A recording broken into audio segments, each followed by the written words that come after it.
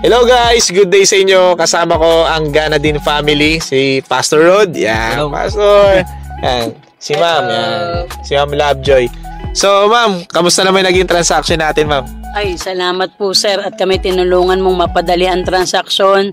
Tama yung sinasabi ng slogan ng Mitsubishi na drive your ambition. So, yun. Thank you for letting me drive our ambition. So, salamat Sir JM kasi ginawa mong madali para sa amin na makuha to. Tinutulungan mo kami, ina-update palagi. Sinasabi mo kung ano ang dapat namin gawin, ano ang dapat i-send. Ina-update mo kami kung ano na yung status ng aming application, kaya hindi siya gaanong matagal, no? You make everything easier and quicker. So salamat sa mga naghahanap ng sasakyan. Ay, the best ang Sir JM. Sobrang madali lang namin itong nakuha, parang less than a month, sir? Mga less than 1 month nakuha po namin itong sasakyan. Salamat sa pag-aasikaso. At hanggang doon sa shop, sa auto shop, ay talagang akyat panaog para sa aming mga papel para maiayos hanggang pagdedemo, hanggang kami nandito na sa sasakyan na to, hindi pa rin kami binibitawan ng Sir JM. So, please, sa mga naghahanap ng agent na matino at mapagkakatiwalaan, hindi ka lolokohin, hindi ka dadayain, ang pangako niya, yun ang ibibigay niya sa'yo, Sir JM. Thank you po, Sir JM. So, yun guys, kumuha sila sa atin na expander. Narinig nyo naman. So, pagka may kinoconsider nyo kumuha na expander, PM nyo na ako, release natin yan. Yes. Sir, thank you, thank you. Salamat, sir. Ma'am, congrats mo.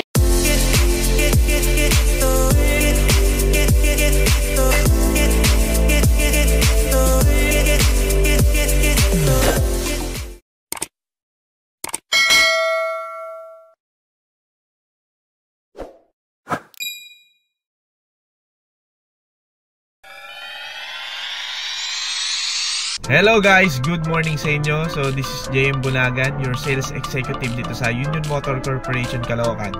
So in this video guys, magre-release tayo ng expander, GLS automatic, blade silver metallic yung kulay na nakuha ng client natin. So client natin is Ganadin family from Balayan, Batangas. Layo nila pero sa atin pa rin kumuha guys. So ayun, kung bago ka lang sa YouTube channel ko, huwag mo kakalimutan mag-like, subscribe, saka hit mo na yung notification bell para updated kayo sa mga promos natin sa Mitsubishi. Thank you guys!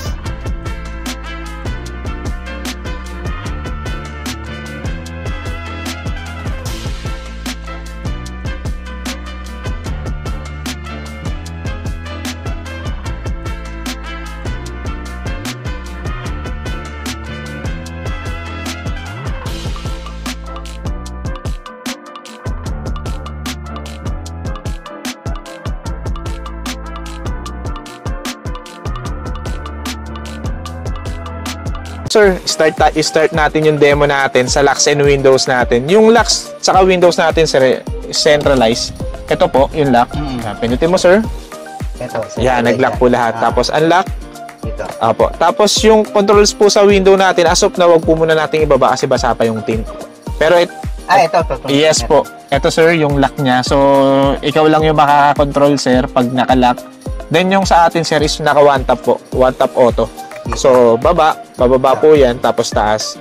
Tapos pagdating po sa po natin, yun po, naka-push start button po tayo. QoS po yung po natin. Ito. So, ito sir. Ito po yung code ng susi po natin. If ever na mawala yung susi, ito po yung code. Then, ito po yung lock ng susi po natin. Pag manual key. Then po, ito po may controls po tayo. Lock, unlock. Yan, dalawa po siya.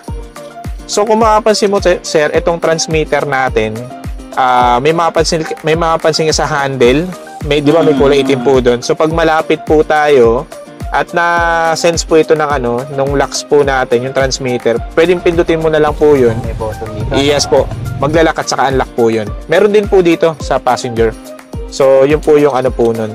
Tapos sir, if ever na malobat yung susi natin, manual key po tayo, gagamitin natin. Ito po. Then, pag mag-i-start po ng engine, sir, syempre, hindi po gumagana yung transmitter. Ito po yung pinaka-metal po na to. tututok mo lang po dito. Ayan, sir, kung mapapansin mo ito. Tapos ipipress mo. Sabay tulak. Mag-i-start po yan. Patulak doon. Apo. Okay. Yan. So, paano yan pag nalobat? Wala siyang ibig sabihin Opo. nalobat ito. Ima-manual po natin yung pagpasok. Manual po dito. Then po yung sa ano po natin, sa start, ito po mismo. Tututok mo po siya. Tapos ito po yung pantutulak mo, yung metal. Yung metal. Sa steering po natin, ito electronic po ito. Ayan, kung mapapansin mo sir, malambot. Tilt and telescopic po. So ito yung lock. Kanina sir, ginalaw man eh. Ginalaw ko na. Nakita ko na sa Yan. YouTube eh. Tapos tulak pataas sir, tapos pwedeng hila, pwedeng tulak. Ah, Yan. Tapos lock po natin. Suyo ko sir. Ayan, medyo matigas. Then sir, ito po volume control po. Ito, lakas ng volume. Ito po yung hina, lipat ng station ng radio or ng kanta. Then po, meron po tayong tinatawag sir na audio control po dito. So, decline ng tawag, sagot ng tawag, saka voice command po natin. Then po, ito po, may cruise control po tayo dito. Then po, ito po yung touchscreen monitor po natin. Yan. Meron po siyang FM, AM, Bluetooth. Bluetooth po natin, ang pangalan is Car Audio or minsan po Mitsubishi. Ano yun na lang po, ang password naman po nito, 4 na 0 or 1, 2, 3, 4. Location po natin sir, di ba? Pwedeng Spotify, pwede pong tumawag, pwede pong mag-Waze. Ayan. Kung ano man po yung applicable sa ano natin, sa Android natin. So sir, pindutin mo yung voice command sir. Pag, di na mo sir, tapos pag may tumunog, magsabi ka ng ng destination na gusto mong puntahan. Sige sir, pindutin mo po. Balayan. Balayan na nga. Tumakbo na. So, ayun sir. Nag-auto-waste siya sir. Yun po yung sir, yung sa natin, sa Android Auto natin. Kailangan nakakabit ang cable. Kailangan po nakakabit yung cable. So, automatic na yun sir, hindi ka na bibili ng mga cellphone holder sir. Eto po sir, tanggalin ka na ha. Sige. Na-gets mo naman sir yung sa Android Auto. Hanapin ko na yan. Po. Tapos sir, ito po, yung natin, park, reverse, neutral, drive, saka yung logger natin sir, pagka paakyat, saka paahon. Ito. Opo. So sir, may camera din po ito sa likod sir. So, mo sir, lagay mo sa reverse. Munang lobat ng... Sige lang sir. Yeah. So sir, lagay mo sa tapak sa brake, lagay mo sa reverse. Yan sir, yung camera natin sa likod. Okay. So, ano yung... ano po, yung kumbaga danger zone.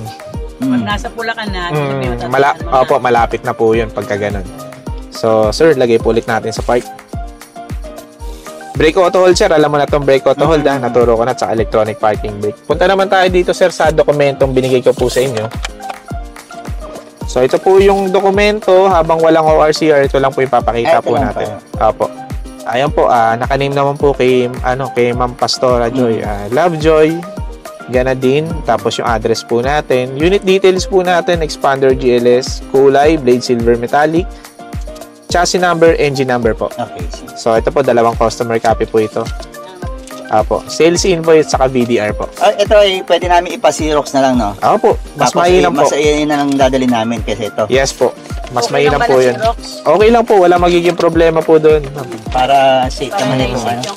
Apo. Ngayon po, kung pupunta po kayo Metro Manila, ang coding po natin is Lunes, ha? Lunes. Po. Tapos po, yun po, punta po tayo dito sa warranty booklet po natin. So, warranty booklet po natin, ang nilalaman po nito, syempre, yung sa PMS po natin, at saka po yung mga, mga warrantable po natin. So, ang unang check-up po nung sasakyan natin is first 1,000. So, first 1,000 po, ang mangyayari po dyan, pwede po tayong mag-download nung may application na po si Mitsubishi. So, magda-download po tayo ng Mitsubishi, Service Connect, then magbubook po tayo. So, ang ilalagay lang naman po doon, yung name po, tapos, ito lang po, yung mga engine number, chassis number, tapos yung address po, yun lang po yung ilalagay po natin doon. So, magbubook po tayo online. So, pag nag-first 1,000 po or bago mag-first 1,000, book lang po tayo online. Before. Before po. Tapos, ang mangyari po dito, siyempre po, yung mga babayaran po natin doon, yung mga consumables natin. Mga langis, brake pads, kung sakaling o mga filter, yun po yung mga babayaran natin. Pero yung labor is free po. 1,000 hanggang 5,000 free po yung labor po natin.